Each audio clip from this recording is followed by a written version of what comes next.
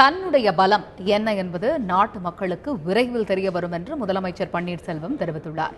தந்தி டிவிக்கு அளித்த பிரத்யேக பேட்டியில் அவர் இதனை தெரிவித்தார். எம்எல்ஏக்கள் தொடர்ந்து தொலைபேசியில் தமக்கு ஆதரவு தெரிவித்து வருவதாக ஓ பன்னீர்செல்வம் கூறினார். 2001 மாண்புமிகு அம்மா அவர்கள் முதலமைச்சராக என்னை நியமித்ததற்கு பின்னால் நடைபெற்ற தலைமைக் கழகத்தினுடைய அனைத்து கூட்டங்களிலும் மாண்புமிகு அம்மாவுடைய வரிசையில்தான் என்னை பக்கத்தில் தான் உட்கார வைத்திருந்தார்கள். சட்டமன்ற உறுப்பினருடைய கூட்டத்தினுடைய தலைவர் நான். சட்டமன்ற உறுப்பினருடைய கூட்டத்தினுடைய தலைவராக இருக்கின்ற என்னை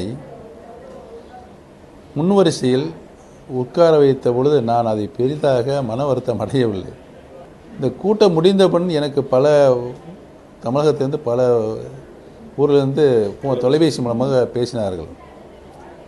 என்னென்ன உங்களை இவ்வளவு அசிங்கப்படுத்தி நீங்கள் சட்டமன்ற கூட்டத் தலைவர், ஒரு முதலமைச்சர் இருக்கிறீங்க, அம்மா இருந்த காலத்திலே உங்களை முன்வரிசையில் தானே உட்கார வைத்தார்கள், அவரோடு சேர்ந்து தானே உட்கார வைத்தார்கள். இவர்கள் எதிர்வரிசையில் உங்களை உட்கார வைத்ததோடு மட்டுமல்லாமல் பேசுகின்ற பொழுது முதலமைச்சர் என்ற ஒரு வார்த்தை கூட உங்களை சொல்லவில்லையே என்று மிகவும் வருத்தப்பட்டார்கள். முதலமைச்சராகவே பொதுச் செயலாளரும் முதலமைச்சராகவே வர வேண்டும் என்ற கருத்துக்களை வெளிப்படுத்துகின்ற பொழுதுதான் அந்த அதிர்ச்சி தகவல் தமிழ்நாடு முழுவதும் எதிரொலித்தது. தற்போது இருக்கின்ற அசாதாரண சூழ்நிலையை நான் எவ்வளவோ எடுத்து சொல்லிக்கொண்டே இருந்தேன். அவர்கள் கேட்டு அமைதியாகத்தான் இருந்தார்களுடைய அதை பரிசீலனை செய்யவில்லை. அதனால் நான் முடிவிற்கு என்ன சொன்னேன் என்று சொன்னால், நான் கையெழுத்து போட்டுவிட்டு உங்களிடம் கொடுத்து விடுகிறேன்.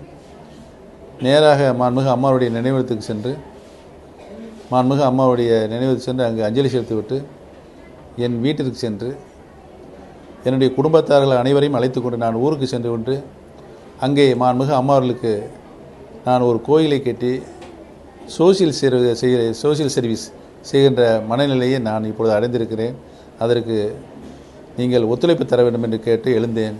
அனைவரும் என்னை கட்டாயப்படுத்தி, நீங்கள் அப்பெல்லாம் போகக்கூடாது, சட்டமன்ற கூட்டத்துக்கு நீங்கள் இதை முன்மொழியணும் அப்படின்னாங்க. மிரட்டல், அச்சுறுத்தல் என்ற நிலைக்கு நான் போக விட மாட்டேன்.